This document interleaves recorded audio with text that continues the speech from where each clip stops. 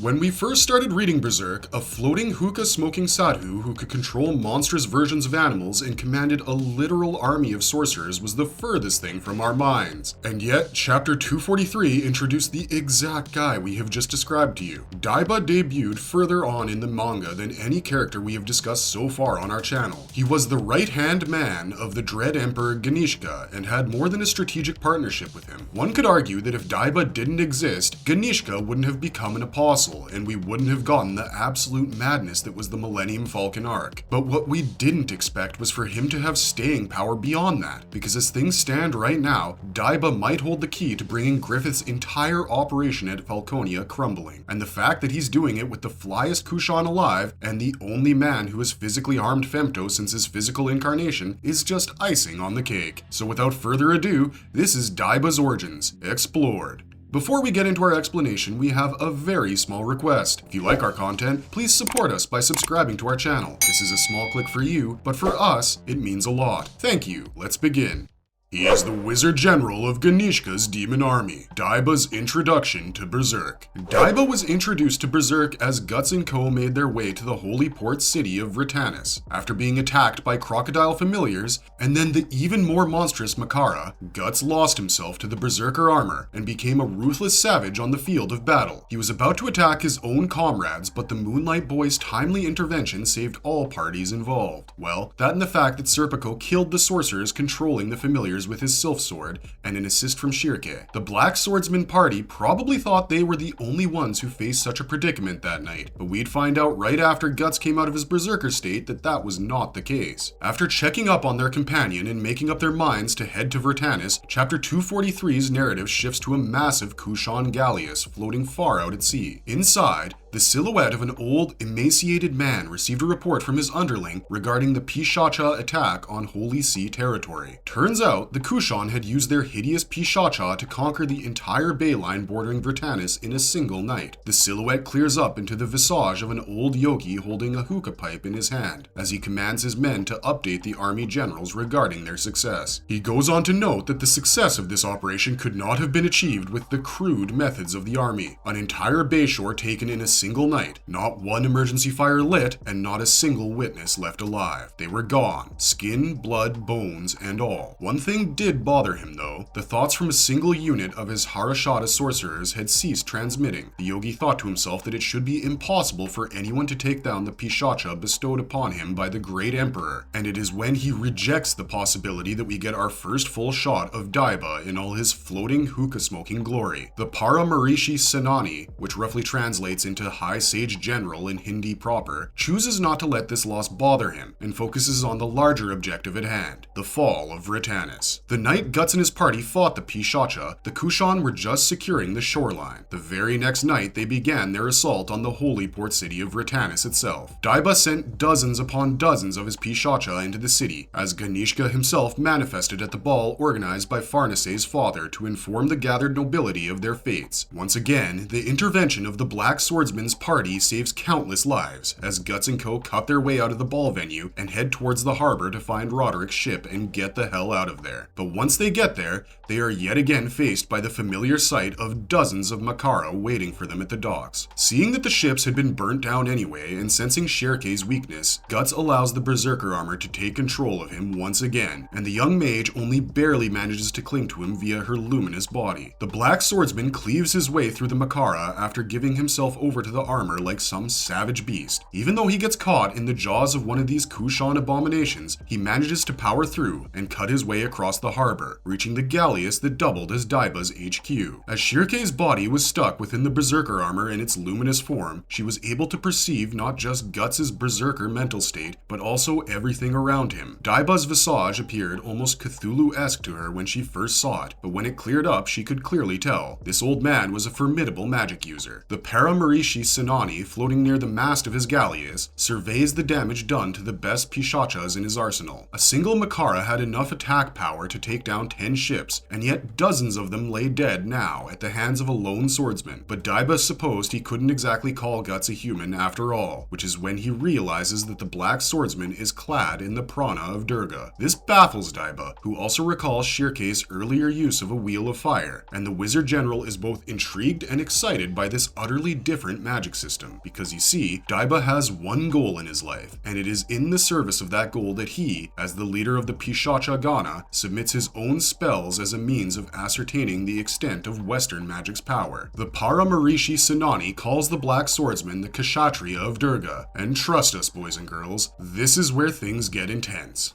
Kundalini versus Berserker Black Swordsman and the demise of Daiba's dream. How Vritannis marked the beginning of the end for Daiba's ambitions. Daiba taunted Guts, lost in his Berserker rage, to come at him. Of course, because this was Berserker Guts, his ability to think was reduced significantly, and so he didn't even consider the possibility that this might be a trap. He just leapt at Daiba. The Paramarishi Senani used this opportunity to form a hand seal, and muttered a quiet incantation which summoned a gigantic water spout that took Guts along with it as it rose into the heavens. To give you an idea of how insane this feat of Arcana was, only the great gurus of Elfhelm, like Gedfring, have the power to cause massive elemental changes without using any sort of spell or incantation. Gedfring was able to make it rain in the pumpkin patch where Guts defeated the Wicker Man to put out its flames without so much as uttering a word, seemingly. The water spout Daiba used on Guts might not have been a literal climate change, but its scale was still massive enough to qualify the Pishacha Gana leader for the position of a great guru in our opinion. Though, if we had to guess his speciality, he'd be Daiba the Dangerous, because the Paramarishi Senani had already proven he has a hardline militaristic mentality, even when it comes to a magical fight. As Guts' body rockets towards the surface of the sea, Daiba muses that young people these days are such a joke as warriors, but he is forced to eat his words when Guts manages to leverage the Dragon Slayer and save himself from a deadly splash into Vritannis Bay. The Wizard General is amused. He notes that Guts' fortune is tenacity, something he, as an old man, cannot do himself. So instead of a battle of attrition, Daiba chooses to go all out as he unleashes multiple water spouts towards Guts' direction. The Black Swordsman had to leap from sunken ships to dead Makaras in order to avoid drowning with the Berserker armor on. Daiba's vicious assault caused Guts to stab Dragon Slayer through a mast in order to break his fall, but this turned out to be a problem, as said mast then fell in the direction of his comrades. Serpico, Roderick, Magnifico, and the rest braced for an early demise, but somehow, Guts was able to hold aloft and actually shove aside an actual shipmast. For context, Roderick tells us immediately that it takes dozens of men and a crane to properly install a mast. The fact that Guts was able to shrug it off the way he did with just his Dragon Slayer and the raw ode of the Berserker armor, we were fanboying as hard as he was when this happened. But Daiba wasn't much impressed by this show of valor. He had lived far too long to know that Guts had now subdued himself to protect his comrades, meaning the prana of Durga was not burning within him anymore. It appears as though the Berserker fury in Kushan mythology is attributed to a sort of battle frenzy, induced when a follower of Durga heads into the field of war. She is the goddess of war, protection, and strength after all, and is the divine feminine in Shaktism, which worships her existence as the beginning and end of everything. Daiba pressed his attack regardless, sending another tidal wave in the direction of Guts & Co., but the reinvigorated Black Swordsman had now come up with a plan. He teams up with Serpico to cut through the water spouts and heads straight in the Wizard General's direction. Daiba is shocked to see warriors of both Durga and Vayu fighting for Western savages, but he is unbothered because he worships them every morning and night. He manages to evade Dragon Slayer by hitching a ride on one of his water spouts, but for all his wizened experience, he fails to take into account the impatience of youth. While Daiba was boasting about his mystical powers to Guts and Serpico, Isidro managed to hit him with one of those tiny explosives Rickert designed for Guts, and it catches the Wizard General completely off guard. Daiba plummets to his galleass and curses the impudence of the youth, but before he can get back up, Guts begins closing in on him. With no other choice available to him, Daiba decides to bring out his ace in the hole and speaks an incantation ending with the word Kundalini. Suddenly, a massive snake appears from the depths of the sea, bursting right through the galleass and many of Daiba's own Harashata, and giving its head over to its master for a seat. The Paramarishi Senani never thought he'd have to call upon his strongest Pishacha, but here he was. And this is when Shirke realizes that the water spouts Daiba was making were actually all coming from the Kundalini creature. She warns Guts of the immense power of the beast,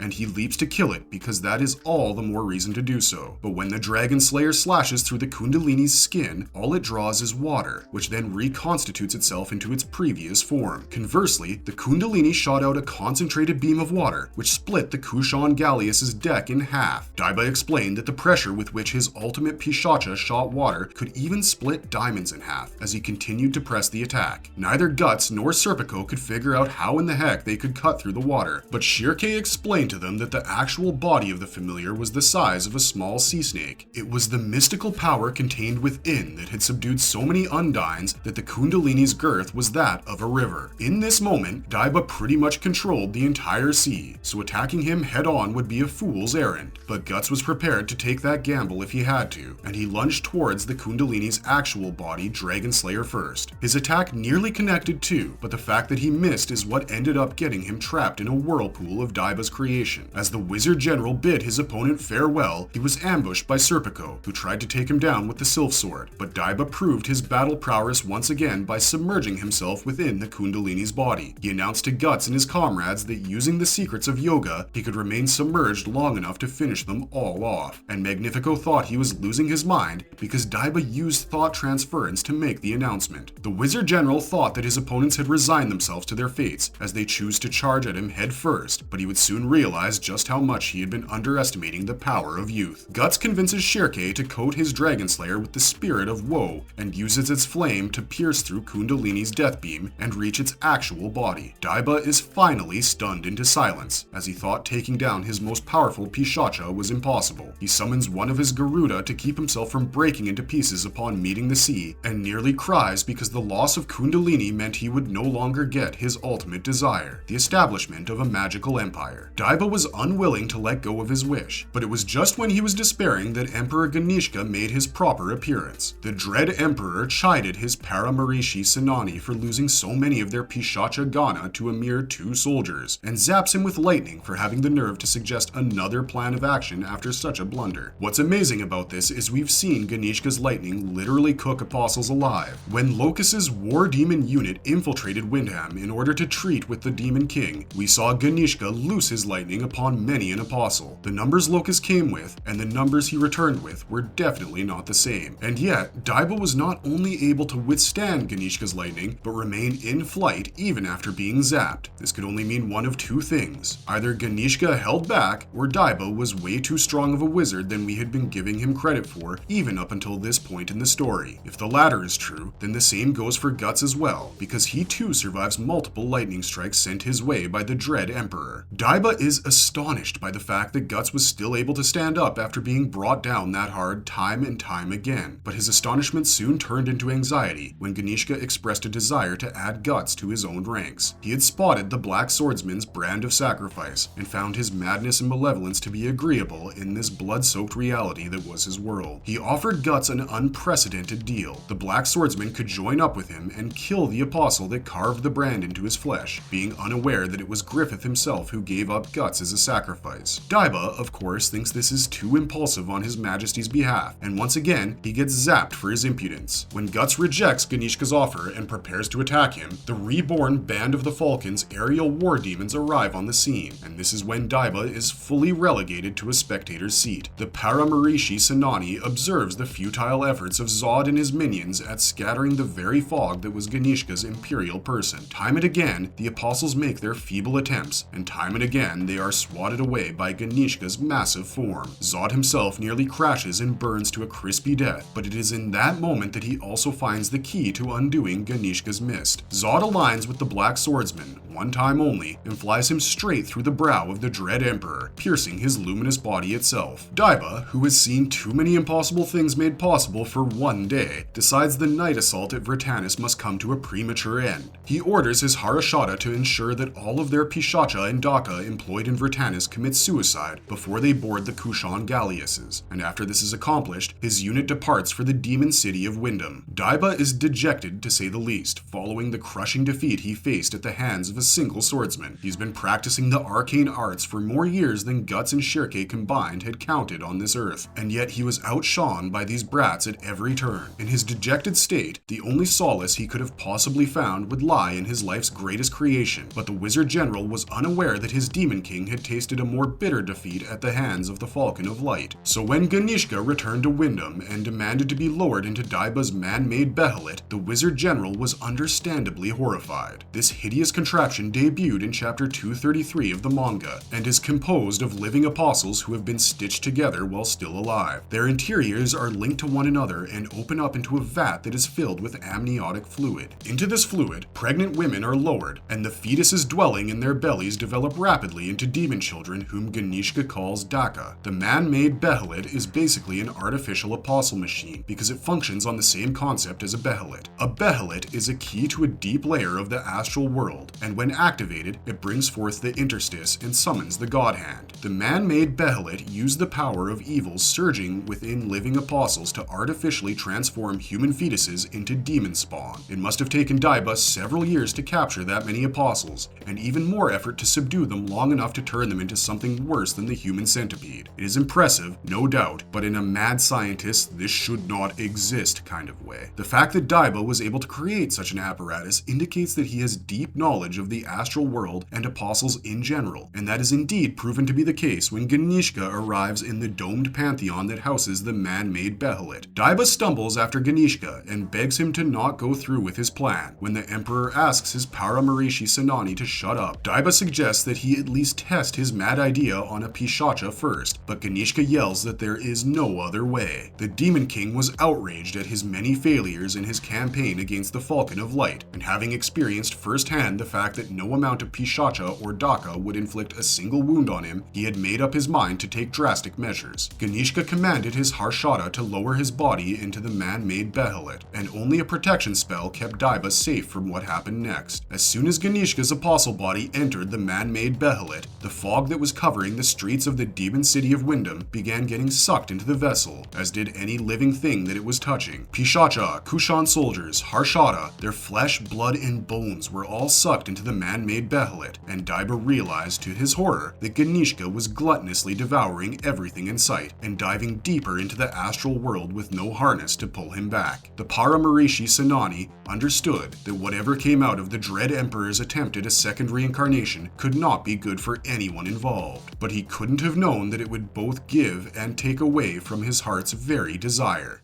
The advent of a world of magic is ironically the death of Daiba's dream for a magical empire, the Wizard General in Falconia. After the city of Wyndham fell quiet in the aftermath of Ganishka's gluttonous feast, and all its citizens escaped safely, Daiba was the only one left in the former demon city. It wasn't like he wanted to be there though, because he just came stumbling out of the man-made Behelit chamber muttering about what in the world he had just seen. That something was a massive eldritch abomination with 100 faces and 1,000 eyes, but all of them seemed to belong to one being, Ganishka himself. The Dread Emperor called out to his Wizard General, and Daiba was shocked to learn that this was His Majesty Ganishka. The Kushan ruler declared that he had obtained power in the infernal depths of the astral world, before literally breaking apart the city of Wyndham and rising as a towering mass of writhing flesh and tentacles. Daiba was a man who had seen a lot in his lifetime. He had clearly known evil closely, otherwise he would not have been able to create the man-made Behelit. He had deep, intimate knowledge of the astral world, and at least some of its many interweaving layers. Which is why, when he saw what His Majesty had now become, Daiba cried out in terror that hell itself had flown over into the physical world. Ganishka now resembled the end god Shiva himself, he who is the aspect of destruction, and the manifestation of this form of his signaled the end of the world of reason. Daiba took flight on one of his Garudas and soared all the way up to Shiva's head in order to talk some sense into him, but it was to no avail. The Wizard General pleaded with his Emperor to calm his mind and see that the red flowers he was making bloom were actually soldiers of the Empire, being crushed underneath his feet. But to Ganishka, Daiba appeared just like the rest of them, a tiny insect who was an annoyance more than an assistance. The end god spewed hellfire on Daiba, which the wizard narrowly escaped, and the following torrent of flames solidified the beginning of the end. The soldiers Ganishka had crushed transformed into hideous pseudo-apostles that looked just like him. These monsters charged the Band of the Falcon, and were met in battle by Griffith's war demons in their released forms. The human soldiers of the band were hesitant to join the fray at first, but after a little girl ended up charging a pseudo-apostle by herself and was saved by an apostle in turn, they no longer had an excuse to exclude themselves. The entire Band of the Falcon, demons and humans alike, fought off Ganishka's pseudo-spawns, and Daiba could not believe what he was seeing with his very own eyes. Apostles were heresy to the world of man by their very nature. They were infernal reincarnations of of those who carried extreme ego and desire in their hearts, twisted into demons by dark arts. They hated and were hated, ridiculed and were ridiculed. These twisted monstrosities met death at the brink of karma and sacrificed their own humanity to continue living. And yet now, here they were, fighting alongside humans not because they were compelled to, but in fact willingly. Daiba watched this paradoxical scenery of miracles and disasters from a safe distance atop his Garuda, and inadvertently became a front-seat spectator to the advent of the new world. Femto manipulated Skull Knight's Sword of Actuation Strike into a temporal gateway, which, when used to split Ganishka's head, opened a fissure into the astral world and caused Fantasia to spill forth. Once the great roar of the astral world had ceased and humans began to realize they were living in an entirely new world, Griffith pointed his people towards the resurfaced capital of Supreme King Gyseric, and this is how Daiba came to be a resident of Falconia, though we can't say he looked too thrilled about it. The former Wizard General, Master of Pishacha, and creator of the biggest abomination known to man, was now reduced to managing the stables for Luca's apartments. It was all Daiba could do to keep the horses and his hungry Garuda at bay, but the old man had managed to go undetected in Falconia so far. If only there hadn't been this many meddling kids in his district, Daiba could have created a quaint little life for himself there. But causality in playtime waits for no one, and more often than not, Daiba would find himself fending off nuisances who would try to break into the stable housing his Garudas, despite him warning them that doing so was dangerous. To top it off, old age and intense battle had left him with bum knees, so physically chasing down the culprits was something of a pipe dream for him. Daiba personally would sooner rather float to his targets, but because that was an impossibility in Falconia if he wanted his cover to remain intact, he had to settle for settling things the old-fashioned way. When Erica and her new neighborhood friends tried to pull their latest scheme for a glimpse at Daiba's monsters, the old man began giving them chase, but predictably fell short of catching them. Erica, the kind little ball of adoration that she is, goes to check on him despite trying to prank him earlier, and this is the opening that Daiba had been waiting for. A swift incantation here, a tap of his cane there, and poof, Erica was now under his control. Daiba spent the rest of the day making the girl work off her prank attempt by having her assist with all sorts of chores, but to his surprise, Erica didn't even break a sweat. When he tried to warn her not to approach the barn again and threatened her with more work, the girl simply called her afternoon of labor a fun ordeal. As a blacksmith's daughter, Erica was used to hard work, but she would love to work for Daiba again. The former Wizard General notes the girl's stubbornness, but then becomes a first-hand witness to her kindness, as Erica brings Daiba a mechanical contraption to help him walk properly once again. The magician is properly impressed by Rickert's technical marvel, and even manages to blush and avert Luca's gaze when she asks him why he didn't reveal his injuries before. The pair listen to Erica give a brief description of everything that makes young Ricky the Tony Stark of Berserk, and it's when she throws in the detail about her dad having forged a sword taller than a man that Luca and Daiba share a moment unknowingly. We, as the audience, are entirely aware of the thread that weaves these three characters together, but because they have never taken the time to talk to each other about their lives in detail, none of them realize they're all talking about guts. The Paramarishi forms a protective bond with Erica from this point forward, and it is the only reason that the girl manages to survive an apostle's ambush. After returning from the Falcon's castle, Rickert fills in Luca and co about his encounter with Griffith and how he was thinking he should leave Falconia ASAP. Luca, being the ever-awesome best girl she is, wishes him luck and gives him sage advice regarding the safety of Erica, which causes an observing Daiba to muse about the virtues of youth. Maybe it was the fact that Daiba, like Godot, felt a paternal instinct towards Erica, or maybe he was just desperately looking for a ticket out of Falconia. But if it hadn't been for the Wizard General, Rickert would have been short one family member in the new world. Despite throwing everything they could at Rakshas, including a badass medieval flamethrower, Rickert and Silat failed to take down the war demon. After dousing the fire off himself using horse blood, the apostle goes to destroy Rickert's ingenious contraption, but ends up catching on fire once again. This time he picks Erica, who had run onto the street to look out for her big brother to put the flames out. The first time he tries to rip her apart, Silat's chakram save Erica's life. The second time, it is Daiba's snakes. The former Wizard General catches a falling Erica mid-air and reveals his sorcerer's power to a gaping Luca. Daiba beseeches Silat and the Bakiraka to grant him asylum in the new world, basing his plea on the fact that, like them, he had no place in it. Silat doesn't say yes, but he also doesn't say no, because right now they had bigger concerns. Though Daiba's rats and snakes would keep the old rag tied down for some time, Rickert's party needed an escape route, and fast. This is where Daiba's babies came into play. The Paramarishi summons his Garuda, and everyone mounts them in short order. He tosses a bag full of diamonds to Luca and bids farewell to everyone who looked after him as the party heads to the secret Bakiraka village. Daiba thinks his job is done and they are in the clear as he flies off into the moonlit sky with his new traveling companions. But he underestimates the extent of Rakshas's demonic powers. The damned rag starts giving them chase through the sky, flying on 100 revolting bat-like wings towards Daiba's precious Garuda. The Paramarishi is at a loss for words, but Erica simply asks him to duck down. He's confused at first, but he does it anyway, and he should honestly be glad, because if he hadn't, his head might have been blown off alongside Rakshas's. This is because Rickert pulls out a goddamn bazooka and literally blasts Rakshas out of the air. The last we see of Daiba is him guiding the Garudas towards the hidden mountain Bakiraka village, where we assume he is going to add on to Rickert's explanations to Silat with his own knowledge and experience. But how does this man's origins play into what looks to be the final arc of Berserk? Well, we'd love to explain.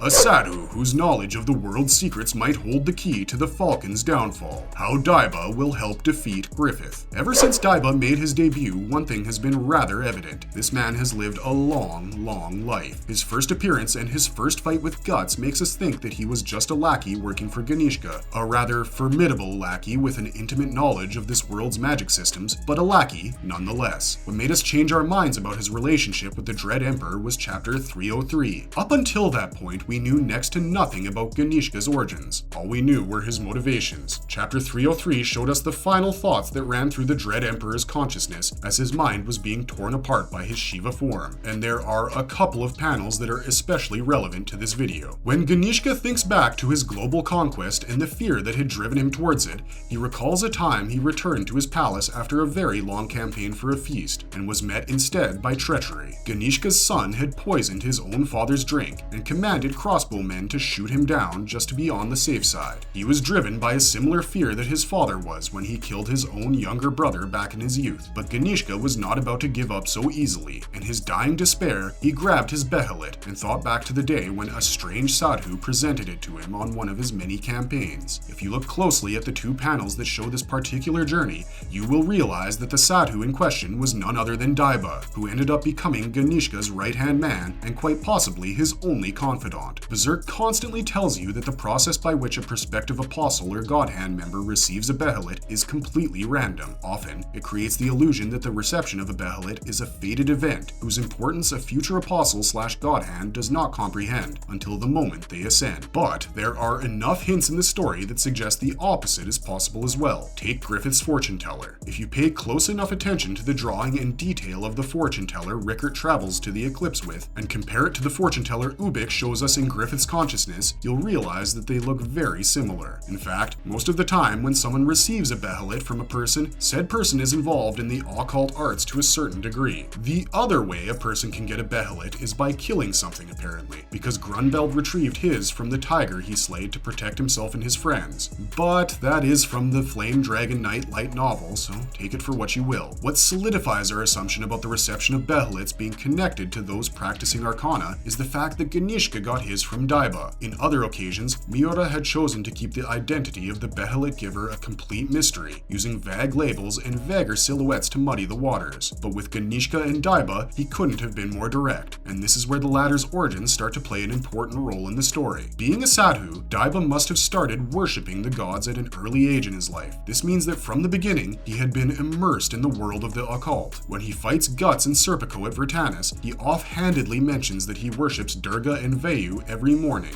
and evening, which makes him a deeply spiritual man, but it doesn't exactly make him good. We all know that Daiba was the creator of the man-made behelit, and that he chose to serve Ganishka despite knowing he was an apostle. When we found out that Daiba was the one who gave the Dread Emperor his behelit, it blew our minds because it made us realize just how deep their relationship went and what it meant for the wider story of Berserk. Daiba is the link between the Eastern and Western forms of magic. When he sees Guts in the Berserker armor for the first first time, he exclaims he is covered in the prana of Durga. He also calls Serpico a Kshatriya of Vayu, and we're pretty sure if he saw Isidro using the salamander dagger, he'd call him a Kshatriya of Agni. Daiba and Shirke both think that their systems of magic are different from one another, but in reality, they are one and the same. Both Daiba and Shirke perform similar magical feats using different methods. Daiba, like Shirke, can enchant people into doing his bidding. He can use thought transference on a level where he doesn't need to tie a thread around a person's finger to reach their minds. He was able to subdue animals to his will, and his greatest weapon, the Kundalini, is akin to the nature spirits that Shirke often summons to aid her journey forward. Why are we bringing all of this up in relation to his origins, though? Well, that's because Daiba comes from the other side of Supreme King Gaisric's 1,000-year-old empire, and his perspective might have preserved things the Western world has long since forgotten. The Kushan Empire has not been afraid of embracing illicit sorcery, or sorcery in general, in an attempt to assert their dominance over the world. While most of that is down to Ganishka's clandestine military activities and reliance on demonic displays of strength, it is also indicative of the fact that this particular culture never really forgot about magic. A big part of the magical storyline in Berserk is the fact that many in the Western world seem to have forgotten it exists, or are working hard at denying its existence. Shirke often finds herself disgusted at how humans, now out of touch with the spirit world, have begun to treat each other and nature in general. The Kushan, despite being aware of such spirits and sorcery, choose to pursue illicit sorcerous practices, and this is where Daiba's past becomes relevant. We've already mentioned that Daiba's greatest desire in life was to establish a magical empire, and now that we know he was the one who facilitated Ganishka's rise into apostlehood, it's safe to assume that he knew what would happen when he gave the emperor that behelit. Daiba, as we know, is a great guru-level sorcerer, and so it is not a stretch to assume he foresaw the rise of a world full of magic if he sent Ganishka down this path. Then, to ensure his vision was fulfilled, he joined up with the emperor after his ascendance and pledged his magical powers to the Kushan cause, in exchange for the guarantee that he would get to realize his dreams with Ganishka. During their alliance, Daiba came up with the concept of and created the Pishacha Gana, trained Harshada to control them, and breathed life into his lifelong vision of the man-made Behelit. The combination strategy of overwhelming an enemy's forces traditionally when the sun was up using their mighty army, and then running them over clandestinely with their demonic army after sundown was what had allowed the Kushan to conquer half the continent. Had Ganishka not bumped up against Griffith, he might have became a second Gaiseric, but alas, an apostle can never stand up to a god hand, and his arrogance became his downfall.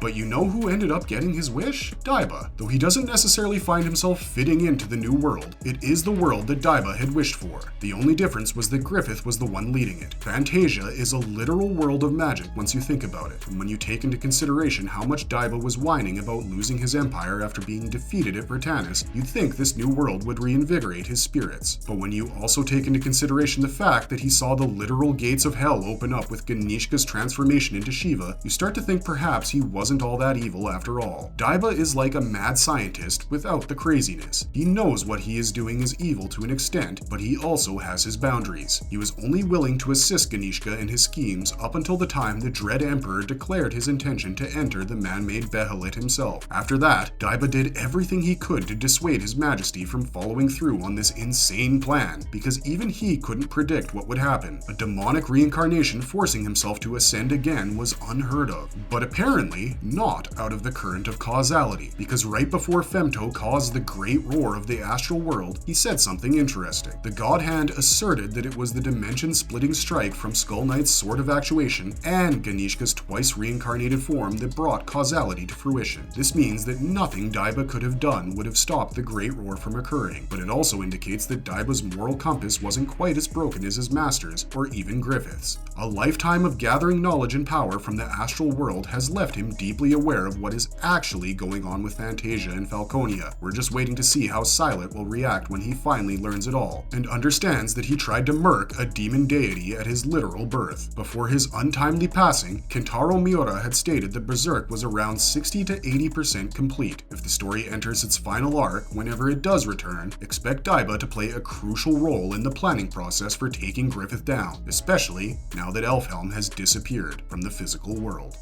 Marvelous verdict. And that's it for this video. The fact that we had this much material to talk about for a character who hasn't even been in the story for 100 chapters speaks volumes about Kentaro Miura's mastery over the art of storytelling. Daiba was brought in as an arrogant, know-it-all geezer who just couldn't accept the younger generation's potential. He has exited the story as a fierce protector of Erika and a man who wants to fight on the side of humanity, ironically enough, after having put so many humans to death with his Pishacha. He is just as layered and complex as most Miura characters who have the fortune to get dialogue, and because he is the key between the old Empire of Magic and the new one, he is going to be far more important to the story of Berserk than anyone gives him credit for. All this will be confirmed once Studio Gaga and Kuji Mori give us an update on the next chapter. But for now, let us know what you think about the Paramarishi Sanani and his grim yet goofy and endearing antics down in the comments below. As always, if you enjoyed our content, don't forget to leave a like and subscribe to us if you haven't already. This has been Corey Whelan for Marvelous Videos. Have a good one, be safe out there, and thanks for watching.